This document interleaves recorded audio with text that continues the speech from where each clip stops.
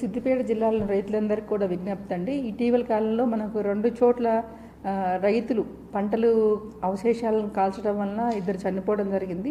కాబట్టి దీని గురించి అందరికి కూడా విజ్ఞప్తి ఏంటంటే రైతులందరికీ కూడా పంటల అవశేషాలు కాల్చకూడదండి. ముఖ్యంగా మన జిల్లాలో ఈ సంవత్సరం 3,65,000 ఎకరాల్లో పైగా వరి పంటలు మనం పండించడం జరిగింది.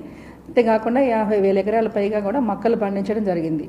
సో పండించిన తర్వాత మనము క్రాప్ కటింగ్ తర్వాత వచ్చే అవశేషాలు అందరినీ కూడా పొలాల్లో కనుక ఉంచకుండా వీళ్ళు కాల్చడం వల్ల ప్రమాదాలకు గురవుతున్నారు.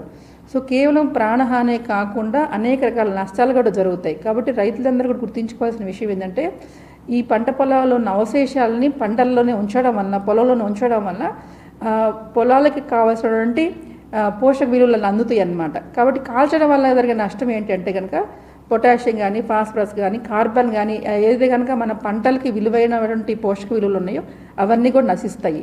కాబట్టి తప్పకుండా ఇవి పొలంలోనే దున్నుకొని పొలంలోనే ఉంటే కనుక పొలం అనేది ఫర్టైల్ అవుతుంది అనమాట. కాబట్టి ఇది పంటలకు ఉపయోగపడుతుంది. అంతేకాకుండా ఇవంతా మనం చేసే పనులన్నీ కూడా క్లీన్గా ఉంటుందని వీళ్ళు క్లీన్ చేస్తున్నారు పంటలు, కానీ కాదండి, ఇది చాలా ప్రమాదం అన్నమాట.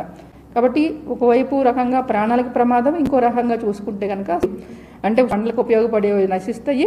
అంతే రకంగా కాకుండా ఏవైతే కనుక పొటాషియము భాస్వరస్ నత్రజని కూడా మనకి తగ్గిపోతాయి అన్నమాట. కాబట్టి దయచేసి రైతులందరూ గుర్తుంచుకోండి, దయచేసి ఎవరు కూడా పంటల అవశేషాలను ఎవరు కూడా కాల్చవద్దు.